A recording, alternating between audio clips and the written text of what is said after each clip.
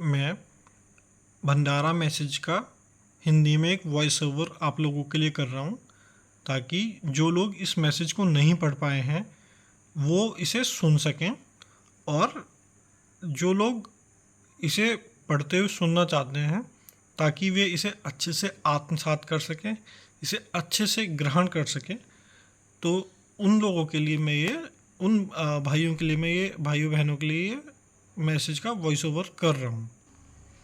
दाजी के 68वें जन्मदिन के अवसर पर दिया गया संदेश। कान्हा शांतिवनम, 28 सितंबर 2023। उपलब्धता थीम है इसकी, उपलब्धता। सेवा में हमारा जीवन हमारा नहीं रह जाता, और सेवा के लिए सदैव उपलब्ध रहना ही सेवा में तत्पर रहना होता है। जब ऐसा हो तो तब किसी और विषय की तुलना में इस विषय में हमारा रुझान उस विकल्प की तरफ अधिक होता है जिसमें हम स्वयं को सेवा में अर्पित कर सकें, और इस प्रकार बिना किसी भौतिक लाभ के सेवा करने की अपनी गहन अभिलाषा को अभिव्यक्त कर सकें। बाबूजी महाराज, बुधवार 26 अक्टूबर 2005, प्रातः 10 बजे। बाबूजी महाराज द्वारा अपनी मीडियम मैडम हेलन पेरे को दिए गए दिव्य लोक के संदेशों में बाबूजी उनकी उपलब्धता तथा सेवा करने की उनकी प्रतिबद्धता की प्राय प्रशंसा करते दिखाई देते हैं। अपने प्रिय बाबूजी के अतिरिक्त उनकी कोई प्राथमिकता नहीं थी। तमाम व्यक्तिगत कठिनाइयों एवं स्वास्थ्य संबंधी बाधाओं के होने पर भी वे अपनी पूर्ण उपलब्धता के कारण ही तरक्की करते हुए आध्यात्मिकता के उच्चतम स्तरों में विश्राम पा सकें।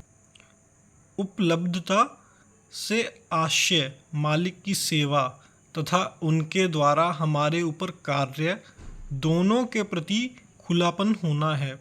बाबूजी महाराज स्वयं उपलब्धता का सर्वश्रेष्ठ उदाहरण हैं। ऐसा कोई क्षण नहीं होता था जब उनका ध्यान अपने मालिक लाला जी से भटक जाता हो। यदि ऐसा क्षण कभी आया भी होगा तो यह उनके भारी पश्चाताप का कारण बना होगा। लाला जी बाबूजी की चेतना के केंद्र ही नहीं थे, बल्कि बाबूजी की चेतना लाला जी की चेतना में इस तरह से घुल मिल गई थी कि यह मिली जुली चेतना आध्यात्मिक लय व्यवस्था का एक उदाहरण बन गई।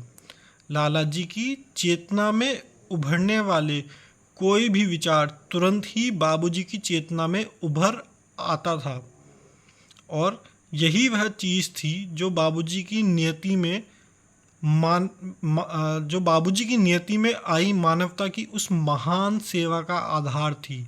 सौभाग्यशाली थे वे लोग जिन्होंने लाला जी के प्रति बाबूजी की इस उपलब्धता के कारण अपने कार्य के प्रति उनकी इस अनोखी उपलब्धता को शाहजहाँपुर में उनके आंगन में उनके चरणों में बैठकर उनकी बगल में गुड़गुड़ाते हुक्के के बीच देखा था। अपनी कुर्सी में सिमटे हुए बाबूजी चुपचाप बैठे होते, लेकिन उनका ध्यान जहाँ ज़रूरत होती वहाँ पहुँच जाता था। लाला जी ही बाबूजी के अस्तित्व का सार थे। मनोविज्ञान में एक अवधारणा होती है जिसे उपलब्ध पूर्वाग्रह कहते हैं। उपलब्ध पूर्वाग्रह एक वैचारिक प्रक्रिया का पूर्वाग्रह होता है। हम उस सूचना के पक्ष में हो जाते हैं जो हाल की या आसानी से हमारी पहुंच के भीतर हो, या फिर जो हमारे मन में सर्वोपरि हो।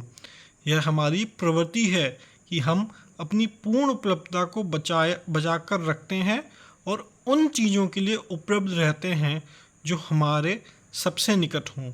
हमारे विचारों और संवेदनाओं को स्पर्श करने वाली, हमारे दैनिक अनुभव में ज्वलंत रूप से हमारा ध्यान आकर्षित करने वाली तथा हमारे कार्य को प्रेरित करने वाली क्षणभंगुर घटनाएं हमारी प्राथमिकता बन जाती हैं।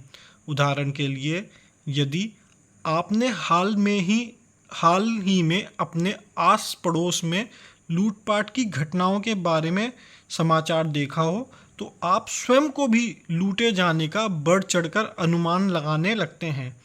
ऐसे समाचारों को आपका मन अत्यधिक महत्व देने लगता है, क्योंकि वे अभी हाल ही के हैं और उनकी संख्या भी काफ़ी अधिक है। इससे गलतफहमी उत्पन्न होती है।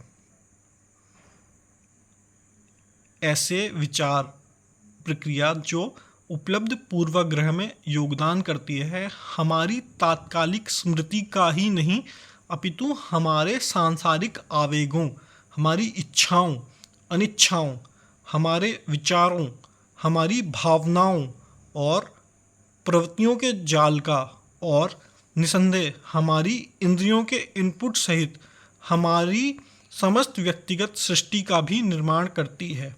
ये सभी अत्यंत निकट एवं अत्यावश्यक प्रतीत होते हुए हमारी जागरूकता के विकार उत्पन्न करने का कार्य करते हैं, जिसके परिणाम स्वरूप परस्पर विरोधाभासी प्राथमिकताओं एवं उद्देश्यों का भ्रम उत्पन्न होता है। मान लीजिए कि आप 12 अलग अलग संगीतज्ञों द्वारा गाए गए अलग अलग सुर ताल के 12 अलग अलग गीत एक साथ सुनते हैं। कैसा सुनाई देगा यह संगीत? हर एक गाने के सुंदर और हर एक संगीतज्ञ के माहिर होने पर भी इसमें से एक शोर ही उत्पन्न होगा। इसी प्रकार हमारा मन भी अनेक चीज़ों में रुचि लेता है और उथल पुथल का केंद्र बन जाता है। मन गलत नहीं होता, उसे तो सोचना और सोचना ही पसंद है, लेकिन अपनी सृष्टि में डूबे रहने की प्रवृत्ति के कारण ही वह जटिल बन जाता है। हमें अपने मन को प्रशिक्षित करना चाहिए। हमारे इरादे केंद्रित होने चाहिए। एक बार में हम एक ही गीत सुनना, एक ही बाजा बजाना और एक ही विचार करना सीखना चाहिए, अन्यथा कोई सौंदर्य न रहकर केवल एक बेसुरापन ही रहेगा। ऊर्जा की हमारी उपलब्धता मात्र एक अभ्यास के लिए ही होनी चाहिए। किसी भी विधि का अभ्यास उस विधि में आस्था एवं विश्वास के एक स्तर की मांग करता है। कई विधियों को अपनाने में मन में अनेक मार्ग बन जाते हैं, जिसका अर्थ यही है कि जिस विधि का आप अभ्यास कर रहे हैं उससे आप प्रसन्न नहीं हैं। यह ऐसा कहने के समान ही है कि मेरा विवाह अपनी पत्नी से हुआ है, लेकिन मैं उपलब्ध सभी के लिए हूँ। आप किसी के लिए भी पूर्णतः उपलब्ध नहीं हो पाते। अनेक के लिए उपलब्ध होना किसी के लिए भी उपलब्ध ना होना है। शरणागति और भक्ति का अर्थ है स्वयं को पूर्णतः अर्पित कर देना। यदि आप स्वयं को अनेक के लिए अर्पित करते हैं, तो क्या आप किसी एक के लिए स्वयं को पूर्ण रूप से अर्पित करते हैं? अपने कुछ भाग को आप हमेशा थाम कर सुरक्षित रखते हैं। यह मेरा है, इसे मैं किसी को नहीं दूंगा। आप स्वयं को किसी को भी सच में अर्पित नहीं करते। मैं स्वामी विवेकानंद द्वारा सन 1893 में विश्व धार्मिक सम्मेलन में सुनाई गई एक प्राचीन कथा दोहराता हूँ। संस्कृत में इस कहानी को कूप मंडूक कहते हैं। एक छोटे से कुएं में एक मेंढक रहता था। वह वहीं पैदा हुआ था और अपने पूरे जीवन में उस कुएं को छोड़कर वह कभी बाहर नहीं गया, जब तक एक दूसरी मेंढकी कूदकर भीतर नहीं आ गई। उसने कभी कल्पना भी नहीं की थी कि उस छोटे से कुएं की सीमा के बाहर भी कोई दुनिया हो सकती है। यह दूसरी मेंढकी समुद्र से आई थी और उसने कुएं वाले मेंढक को समुद्र की लहरों, धाराओं और उसकी गहराई और विशालता के बारे में बताया। लेकिन लेकिन कुएं वाला मेंढक उसकी किसी भी बात पर विश्वास नहीं कर सका, क्योंकि उसके लिए कोई भी समुद्र उतना विशाल नहीं हो सकता था जितना विशाल उसका कुआं था और जिसमें वह रहता था।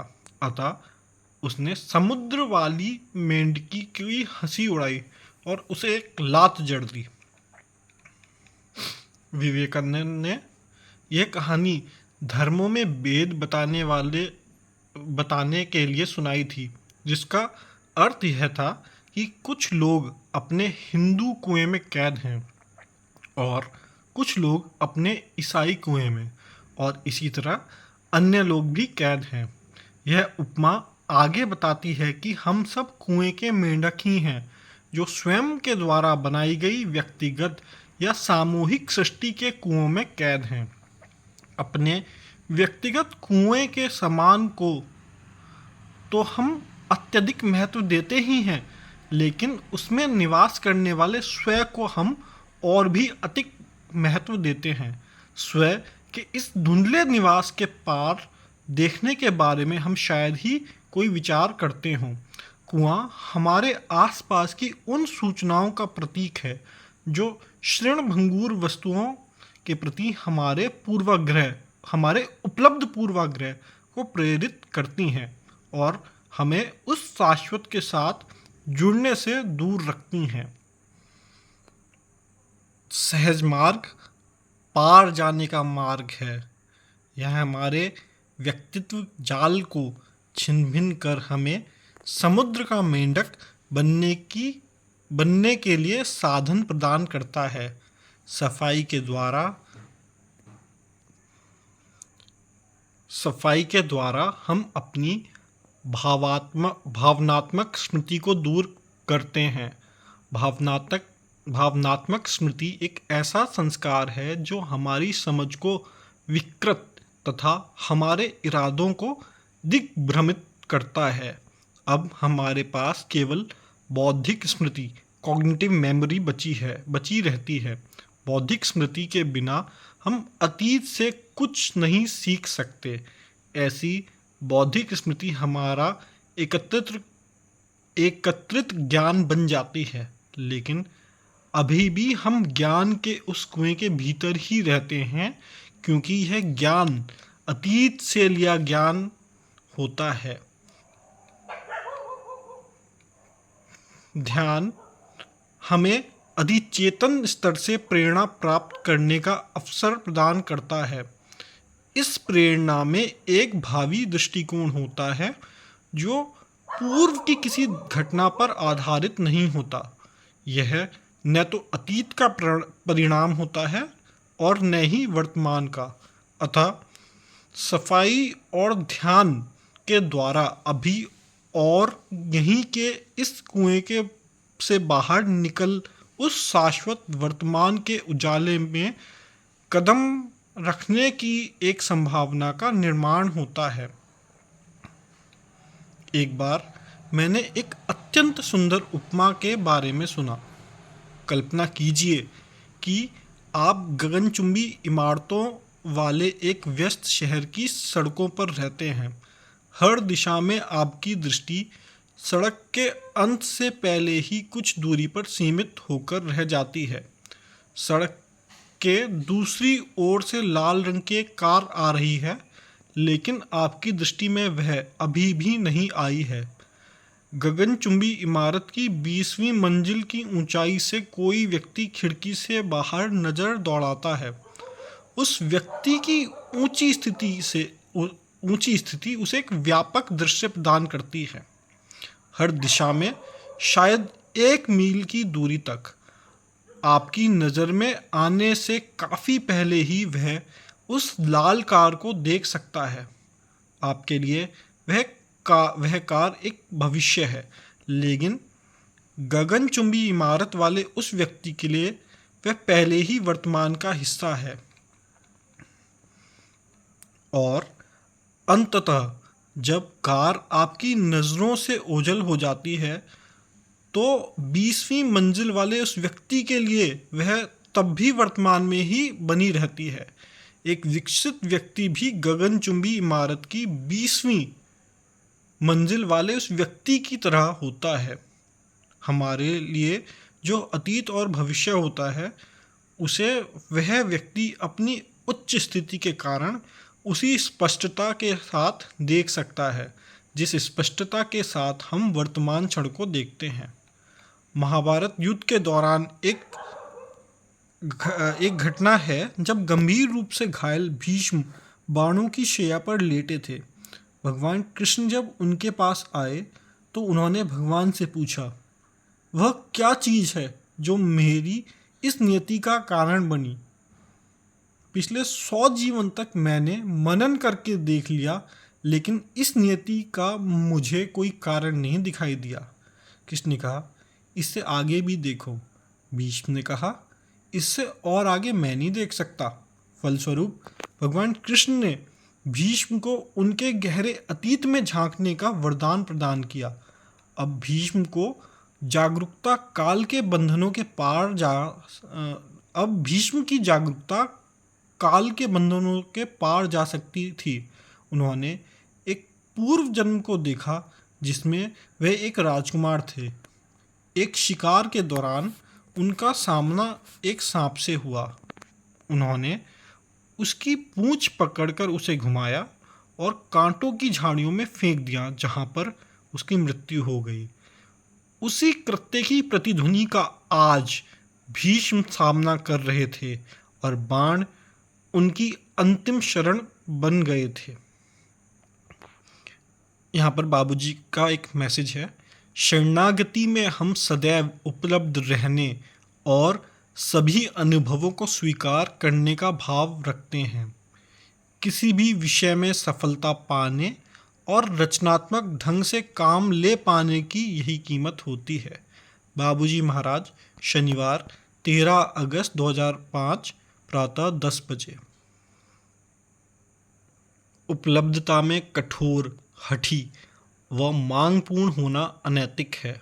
वास्तविक उपलब्धता में कोई शर्त नहीं होती। उपलब्ध होने का अर्थ है बदले में कुछ पाने की अपेक्षा रखे बिना स्वयं को भेंट कर देना। इच्छा होना सामान्य बात है, लेकिन उसकी पूर्ति की मांग करना स्वयं की उस भेंट में एक शर्त रख देना है। वह उपलब्धता जिसमें कोई शर्त हो सच्ची उपलब्धता नहीं होती। अपूर्ण इच्छाएं, चाहे वे चेतन स्तर पर हों या अचेतन स्तर पर, हम विभिन्न भावनात्मक क्रमों में बांध कर व उलझा कर रखती हैं। इससे उत्पन्न चेतना तामसिक चेतना होती है। इसी तरह क्षणिक निराशा भी होती है, जिसे सात्विक चेतना के आधार पर समझा जा सकता है, क्योंकि सात्विक चेतना लचीली होती है और उछलकर तुरंत वापस आ जाती है। जागरूकता को खिलकर एक परिष्कृत संवेदनशीलता में बदलने के लिए एक उच्च कोटि की स्वीकार्यता स्थापित होनी चाहिए। वांछनीय चीज़ों को स्वीकार करना तो आसान है, लेकिन सच्ची स्वीकार्यता में उस चीज़ को भी स्वीकार करना होता है जो दर्दनाक हो। एक संवेदनशील व्यक्ति हर चीज़ की चपेट में आ सकता है। दर्द से विचलित होना बढ़ जाता है। यदि दर्द सहन शक्ति की सीमाएं लांघता है तो प्रकृति दया करके उसकी संवेदनशीलता को हटा देती है। स्वयं की संवेदनशीलता खो बैठना हालांकि दुखद होता है, लेकिन उससे मिलने वाला दर्द और भी अनोखा होता है। एक बाबूजी महाराज का एक और मैसेज है यहाँ, हमारा हृदय आखिर क्या चाहता है? यूँ समझें कि इसका सदैव उपलब्ध रहना और इसकी निरंतर पुकार ही हमारा ध्यान खींचती है और हमें विशेष रूप से उस हृदय पर ध्यान देने को मजबूर करती है। बाबूजी महाराज, गुरुवार 8 अप्रैल 1999 प्रातः 8 बजे। प्राणाहुति के लिए प्रयुक्त सूफी शब्द तवज्जो है, जिसका अर्थ गुरु का शिष्य पर दिया जाने वाला ध्यान है। सत्य का उदय में बाबूजी का यह कथन हम श्रद्धा और आदर के साथ उनसे प्रेम करते हैं और हर प्रकार से उनका ध्यान और उनकी कृपा दृष्टि खींचने का प्रयास करते हैं। लोगों द्वारा गलत समझा गया है। यदि हम ध्यान के स्थान पर प्राणाहुति और कृपा दृष्टि के स्थान पर दिव्य कृपा लिख दें तो इसे आसानी से समझा जा सकता है। हम श्रद्धा और आदर के साथ उनसे प्रेम करते हैं और हर प्रकार से उनकी प्राणाहुति और दिव्य कृपा को खींचने का प्रयास करते हैं। कुछ लोग उनका ध्यान व उनकी कृपा दृष्टि आकर्षित करने के लिए कार्य करते हैं। कुछ लोग दूर से ही चिल्लाते और हाथ हिलाते हैं।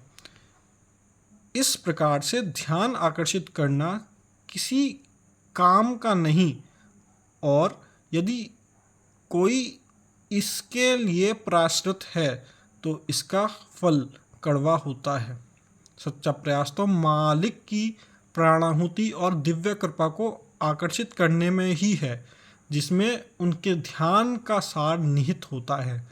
जितना गहरा हमारा प्रत्याहार अर्थात भीतर की ओर मुड़ना होगा उतनी ही यह हालत भी खुलेगी। प्रत्याहार में बाहर का समुचित ध्यान रखते हुए स्वयं को मुख्यतः भीतरी आयाम पर केंद्रित करना होता है। कामकाज, बातचीत, पढ़ना, खाना आदि सांसारिक गतिविधियों पर एक सीमा तक ध्यान देने की ज़रूरत होती है, या कहें कि 5% से अधिक नहीं। प्रत्याहार का सार यही है कि हम अपने अंतर्मन के प्रति जागरूकता बढ़ाएं और पूरे ध्यान से उस भीतरी संसार की ओर मोड़ दें जहां मालिक से हमारा मिलन होता है। इस आंतरिक उपस्थिति के लिए हम तभी उपलब्ध हो सकते हैं जब हम प्रत्याहार की अवस्था में रहें। हो सकता है कि शारीरिक रूप से आप मालिक के साथ हों, लेकिन मानसिक रूप से वहाँ उपस्थित ना हों। हो सकता है कि आप मानसिक रूप से वहाँ उपस्थित हों, लेकिन हृदय से उपस्थित ना हों। हृदय से उपस्थित होना ही मायने रखता है। खाने के वक्त पर परिवार के सदस्य इकट्ठा होते हैं, लेकिन कुछ घरों में यह देखा जाता है कि हर व्यक्ति अपना स्मार्टफोन और अपने काल्पनिक संसार में ही खोया रहता है। शारीरिक रूप से परिवार एक साथ हो सकता है, लेकिन फिर भी उन क्षणों में कोई आपसी निकटता नहीं होती। ऐसा ही बाबूजी ने भी कहा था कि शारीरिक रूप से गुरु के साथ रहते हुए भी अपने घर को याद करते रहने से बेहतर तो यही होगा कि शिष्य अपने घर पर रहे और वहाँ रहकर गुरु को याद करे। गुरु के शारीरिक सानिध्य में रहना एक प्रकार की सालोयकता अर्थात उनके आयाम में रहना है, लेकिन आध्यात्मिक स्तर पर तो हमारे हृदय को उपलब्ध होना चाहिए और उसे उनके हृदय के साथ एकलव्य होना चाहिए। प्रियतम में लय होने की यह अवस्था सायुज्यता की अवस्था होती है। सभी के लिए मेरी यह प्रार्थना है कि आप कहानी एक फ़कीर की दौलत में उस भिखारी की भावना को अपना लें जो अपने मालिक के सामने खड़ा है, पर न तो उसे हाथ के कटोरे का होश है और न ही यह चेतना कि वह सेवा करने आया है या सेवा पाने। फिर भी वह मालिक के सामने पूरी तरह खुले रूप से और पूरी उपलब्धता के साथ खड़ा है। अपनी पूरी आत्मा के साथ सेवा करने का अर्थ है अपने हृदय को दिव्यता के सम्मुख पूरी तरह से खुला और उपलब्ध बनाए रखना, बिना इस एहसास के कि जो किया जाना है वह कैसे और क्यों किया जाना है। परम आदरणीय, मंगलवार 11 अप्रैल 2000 प्रातः 8:30 बजे। दाजी के 68वें जन्मदिन के अवसर पर दिया गया संदेश, Kanha Shantivanam, dated 28 September 2023। Thanks and regards.